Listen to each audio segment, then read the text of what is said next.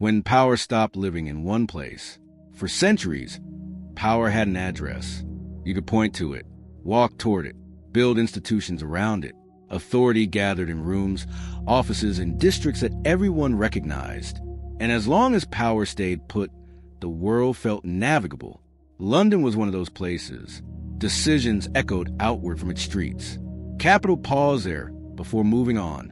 Influence accumulated through proximity. Being near power meant hearing it early, shaping it quietly, benefiting first. Geography and authority were intertwined. But something fundamental began to shift long before anyone named it. Power started arriving already formed. Decisions appeared complete before reaching the places once meant to shape them. Outcomes emerged from interactions scattered across time zones, firms, and networks that no single location controlled. To understand why this mattered, we have to return to the moment when complexity outgrew concentration. Markets expanded faster than hierarchies.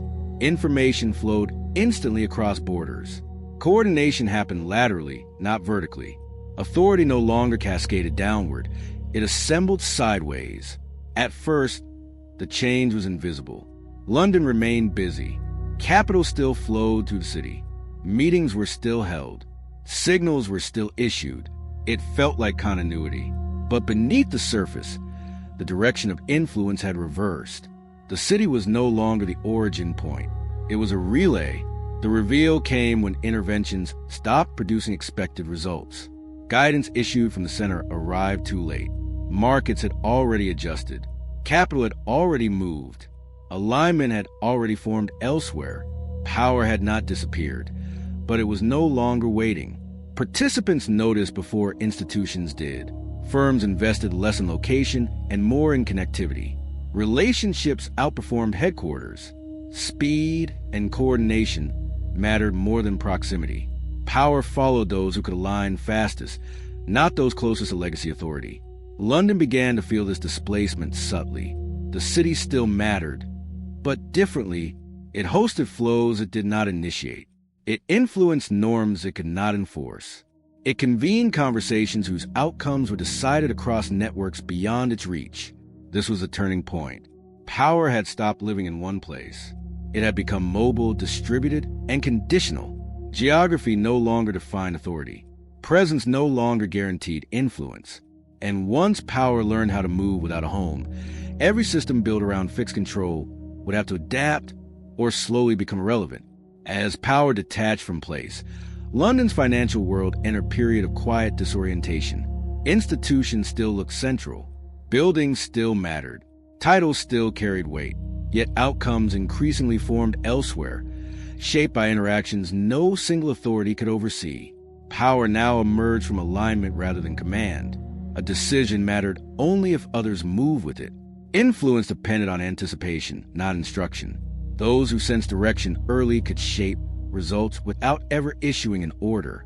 Authority became conditional, granted moment by moment, not held permanently. This shift restructured behavior across the city.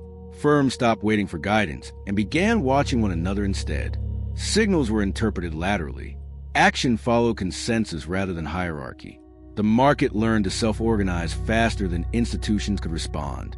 At first, this felt liberating. Bottlenecks dissolved. Innovation accelerated. Coordination replaced permission. But freedom came with cost. When power is everywhere, responsibility becomes harder to locate. Decisions form collectively, but accountability remained individual. London's institutions struggled to adjust. Frameworks designed for centralized oversight could not see the whole system anymore. Each authority held a partial view, while outcomes reflected the whole. Interventions targeted symptoms rather than causes. Power had slipped between layers of control. The danger grew when influence became invisible. Without clear centers, it was harder to challenge decisions. Outcomes felt inevitable, even when no one explicitly chose them. Markets moved because alignment existed, not because anyone took responsibility. Participants sensed this imbalance. Confidence wavered. Trust and fairness eroded. When losses occurred, blame scattered. No single actor could explain why events unfolded as they did. Power had acted, but it left no signature. London faced an unsettling realization. Distributed power is efficient, but it is also elusive. It can coordinate faster than command, but it resists accountability. Without careful design, influence becomes untraceable, and untraceable influence breeds distrust. The city now stood inside a system where power moved constantly, assembled temporarily, and dissolved before it could be examined. And once authority became this fluid, the question was no longer where power lived, but how it could ever be held to account. The conflict became unavoidable when distributed power collided with moments that demanded responsibility. During calm periods, fluid influence felt efficient, even elegant. But under stress, the absence of a clear center exposed a dangerous void. Decisions were made everywhere and owned nowhere. When disruption spread, coordination happened instantly. Firms adjusted together. Markets moved in sync. Alignment formed without instruction. Yet when outcomes turned negative, the same coordination fractured into silence. Each participant pointed to the collective. The collective pointed to no one. Institutions attempted to intervene, but their tools were designed for a different era. Oversight assumed identifiable decision points. Authority expected traceable chains of command. But power now emerged from interaction itself. Too diffused to isolate, too fast to follow. Inside London, this created tension between legacy structures and lived reality. Executives were held accountable for outcomes they did not fully control. Regulators faced systems that complied locally but misbehaved globally. Responsibility lagged behind influence, creating frustration on all sides.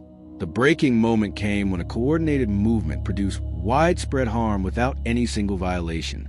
Rules had been followed, processes respected, yet consequences were severe. Public trust eroded not because of malice, but because power appeared ungoverned.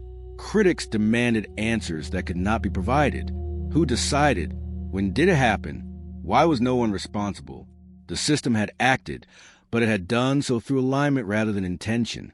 Power had operated without a face. London confronted a stark paradox. Centralized power risks abuse. Distributed power risks evasion. When authority dissolves into networks, accountability must be reinvented, or it disappears. The city stood at a crossroads. Either it would find a way to anchor responsibility within movement, or accept a future where influence operated beyond scrutiny. And as pressure mounted, London realized that power without accountability was not progress. It was instability waiting to be named. The resolution did not come from rebuilding a center. London understood that power would not return to a single place, no matter how much authority wished it would. Instead, the city focused on something more difficult and more durable. It learned to attach responsibility to movement itself. New frameworks began forming around participation rather than position. Influence no longer excused accountability. If an institution benefited from alignment, it shared obligation for the outcome. Responsibility followed involvement, not command. Power could move, but it could no longer vanish without trace. This required a cultural shift. Firms accepted that acting together did not mean hiding together. Coordination demanded transparency. Shared action required shared explanation. The network learned that speed and anonymity could not replace legitimacy forever. London adapted by becoming an anchor for standards rather than decisions. It helped define rules that travel with activity, regardless of where power assembled. Accountability became portable. Influence carried conditions. Authority was no longer about issuing orders. It was about shaping expectations others agreed to uphold. This recalibration restored trust slowly. Outcomes felt less arbitrary. Even when decisions emerged collectively, explanations followed. The system regained narrative. People understood not just what happened, but why, and who was involved. The city absorbed a lasting lesson. Power does not need a throne to exist, but it does need a frame to remain credible. Distributed influence can be stable, but only when responsibility is distributed alongside it. London moved forward not by reclaiming control, but by redefining legitimacy in a world where power refuses to stand still. Sometimes the smallest shift in perspective becomes the beginning of a new future. When